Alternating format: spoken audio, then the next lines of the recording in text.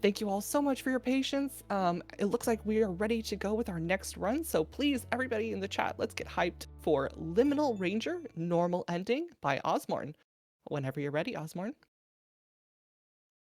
Thank you so much, Pacific. Hello, everybody. My name is Osmorn. You probably remember me from last night's Light Matter run, but today I'm going to be running a game made by Atom Top, which is Liminal Ranger. It's a wonderful indie game on itch.io that you can get for free. It is pay your own price, so if you have any money to spare, I highly recommend donating to the dev because this is a wonderful passion project of his. Aside from that, we're just going to go straight into the game and I'll explain a lot of the mechanics as we go through. So timing will begin when I hit new game right here in 3, 2, 1, go. So the first thing we're going to be doing is the absolute pro gamer chat of skipping through text. And then what we're going to be doing is, as we can see here, hold up. Are you guys hearing game audio right now?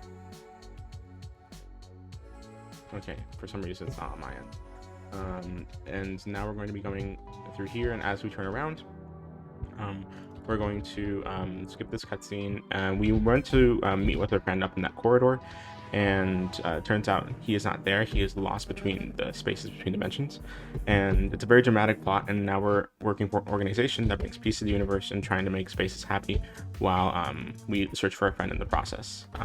Here are our materials. We just skipped the tutorial because we don't really need to. We already know what we're doing here, and now we have a few more materials that we're going to be having, including this spray, and if we're good at the game, this should be the only time that we ever have to use the spray. We're going to be climbing up here, and we're going to be using our teleporting coin here. Oh, accidentally misaimed that. We're going to be using the pogo stick to get to ops here, and then use the teleporting coin at the very top in order to get onto this platform. We're going to be trying to beat the oh, come on. We're trying to do that one more time. You got this. There we go. Missing here. There we go, perfect. Nice. And we're gonna try once more. Okay, there we go. The cycle for these enemies can sometimes be a nuisance to you. Sometimes it's a little helpful, just depending on how fast you are or how what cycle they're on. And so the rest of this level is can just kind of be relying on enemy cycles and hopefully they don't screw you over. But for the most part, we're going to be collecting the memories of each space that we visit. Spaces are personified by shadows on the wall, and the space that we're supposed to interact with in this area is a hallway. And the hallway is sad because it believes that no one really appreciates the hallway. However, we're going to be collecting memories of people who spent time in this hallway. And so that's pretty much what we're gonna be doing for every single space, is bringing back memories of the space and people hanging out in that space, essentially. The memories are exemplified through little collectibles that you can see, such as these soda cans. And on the other side of the map, we're going to be getting some benches, the things that you would normally find in a outdoor hallway or corridor. We're going to take the teleporting coin, we're going to call it back, and we're going to leave it right here so that when we collect the rest of the memories on the other side of the map, we can just teleport back to where that coin is, and we don't have to worry about all the travel backwards.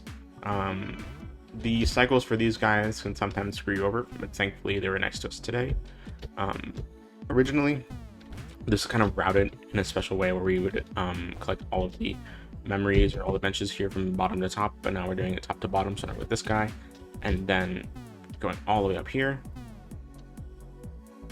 and oh, I was very close. For the cycles to screw me over right there. We're going to bring out our teleporting coin, and we're going to get hit by this enemy purposefully while collecting that memory, so we can immediately get teleported back to the checkpoint, grab that last memory, and then go over here. I'm going to just be safe and kill this guy so that he doesn't accidentally shine his light on me and kill me, because otherwise we'd have to go all the way back to where we were collecting the benches.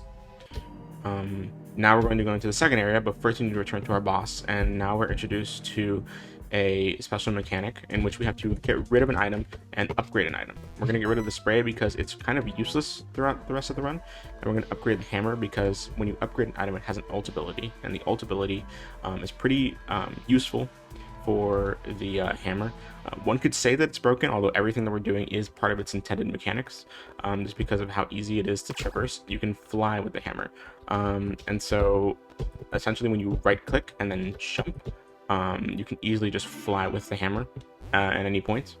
We're going to be collecting a few checkpoints just for safety purposes, and we're going to oh, come on, game, don't lag on me.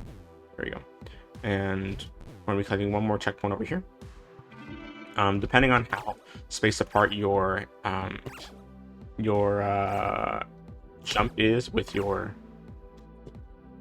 jump is with the right clicking, that will depend on how much distance or momentum that you get from flying with the hammer. There's a space right here, and there's a wall that's supposed to prevent us from leaving, but you can just go. It doesn't reach all the way, so you can just go walk around it and skip interacting with that space the first time. And now we're going to be collecting a few more memories, specifically light switches and just chairs, because the space we're interacting with this time is a hotel room, and so that's like just the natural things that you'd find there. We're going to use the hammer's flying ability to get up here and collect the last light switch, and then we're going to going back to where the teleporting coin, where we put the teleporting coin. We're going to leave it back there again to teleport after we collect all the chairs. You want to like keep jumping for the most part, because if you want to like keep the momentum of the pogo stick, as you can see, after the second jump, every jump that you use will be like taller, and so you want to just not make sure that you keep jumping in order to keep the momentum of the pogo stick, because it resets your jump just depending on how many frames you are on the floor. We're going to collect this guy and then purposefully get hit by an enemy to go back to the checkpoint. Fly over here to collect this chair, and then bring out the teleporting coin, because the moment we collect this chair, we can just immediately teleport back. And another thing about the hammer is that typically you can use it to also gain a little bit more forward momentum. It's a little bit faster than just walking. And now we're gonna, since we collected all the memories the first time, we can just skip the first interaction with that space. We're gonna return to our boss one more time, and you'd think that we'd have to get rid of another item, but for some reason, whenever you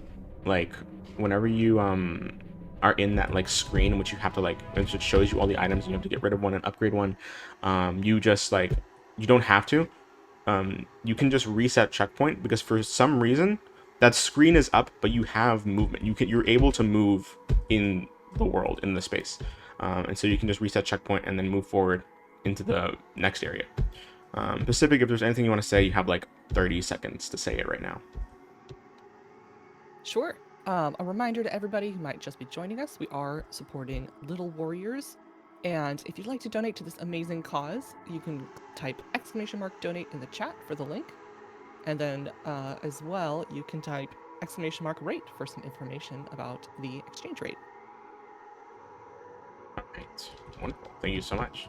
And now we're going to be going into the last area, in which we're going to talk to the corridor. And believe it or not, this is the corridor that we lost our friend in several years ago. And so we're going to be flying up here. We're going to leave the teleporting coin over there at the beginning so we can just teleport back to it. But we're going to be using our flying hammer to get up here. And it's not out of bounds technically, but it's definitely not intended, because look at all of that area that we're skipping right here, just due to how amazingly useful this mechanic with the hammer is. Flying up, and we're going to be collecting some skateboards on this side of the map, and then some vents on the other side of the maps, the things you'd find in like an outdoor corridor. And we're going to grab this checkpoint and fall down here, and then grab this skateboard, teleport back to that checkpoint, and then ooh, okay, actually that should work, that's fine. That's really high. I don't usually do it this high. There we go, perfect. We're going to go through the chest of that giant enemy, and then fly this way to collect the last skateboard. You want to really avoid the enemies here. That was very close. Perfect.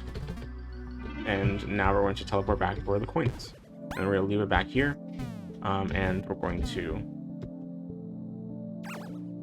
go up here and collect the rest of the items on the other side of the map.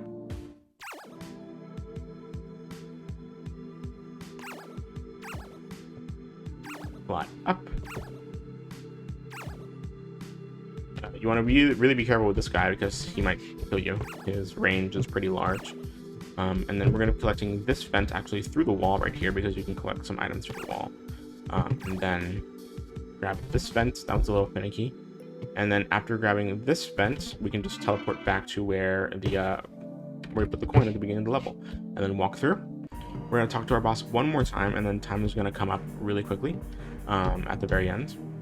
After talking to our boss, we're gonna reset checkpoint, and then after we interact with this car, that's time. So 3, 2, 1, time. All right, so that's Liminal Ranger normal ending. If you liked what you saw, it's absolutely amazing.